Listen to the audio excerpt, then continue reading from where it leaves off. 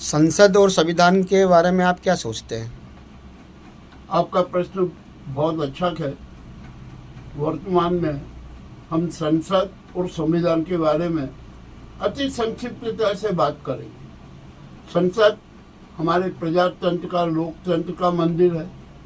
संविधान हमारे उसकी गीता का, और जो गीता में भी कुछ बातें हैं को पूरा श्रुति ज्ञान है, हमें सुनाया गया है। और जो जब हम सुनते हैं तो उसके पीछे भी कुछ छुपे हुए तत्व रहते हैं जिन्हें हम आध्यात्मिक संविधान भी कह सकते हैं। इसी प्रकार हमारे संविधान में भी अभिसमय है, अभिसमयों का महत्व है। किंतु वर्तमान में जो हमारे राष्ट्र संचालक हैं, मैं उन्हें क्या कहूँ, ये बड़ी अजीब सी बात लगती है। किंतु मैं इतना जरूर कहता हूँ कि संविधान के हत्यारे हैं अब सरकारी वर्दी में।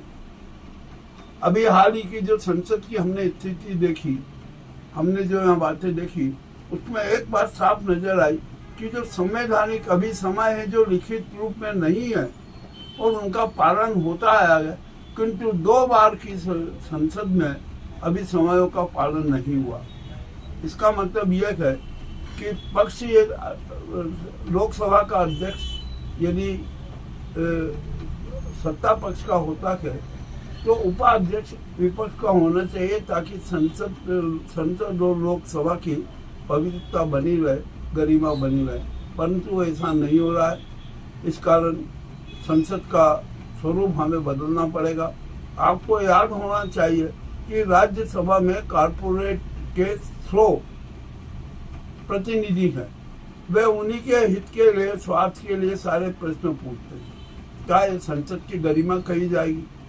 लोकसभा में आप आइए, संसद में जब झूठ बोला जाता है, संसद में षड्यंत्र पूर्वक हमारे जो नेतागण, जो सांसद हैं, उनके विचारों को दफनाया जाता है, ऐसी संसद से हमें क्या फायदा? हमें चाहिए कि संसद जो है, लोकसभा और राज्यसभा दोनों इतनी निष्पक्ष हो कि उसमें जन भावनाओं को महत्व मिले, जन भावनाओं को प्रतिनिधित्व हो और सच्चाई हर स्वीकार की जाए। ये झूठ और षड्यंत्र का दाव नहीं चल सकता। मैं, जहाँ तक मेरे निगाह में और मेरे अपने सोच में है कि अब संसद की गरिमा समाप्त होती जा रही है। संसद को लिए नई गरिमा के मूल्य स्थापित करना जरूरी है।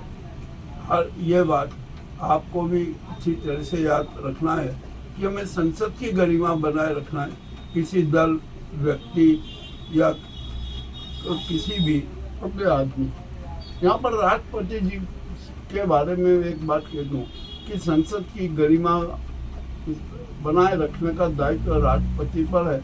उन्हें ऐसे व्यवहारिक निर्णय लेना चाहिए कि जो संसद की गरिमा बढ़ाए। यदि सुप्रीम कोर्ट ने कोई आदेश दिया है, निर्णय दिया है, तो उस निर्णय को अध्यादेश के माध्यम से अब रद्द करना, ये भी संसदीय परंपरा के खिलाफ है और ऐसा हुआ है। यदि संसद में ऐसा होता है तो फिर उसका कोई अर्थ नहीं, तो हम इसको जन भावनाओं का बूचड़खाना ही कहना उचित मानते हैं। बहुत बहुत धन्यवाद।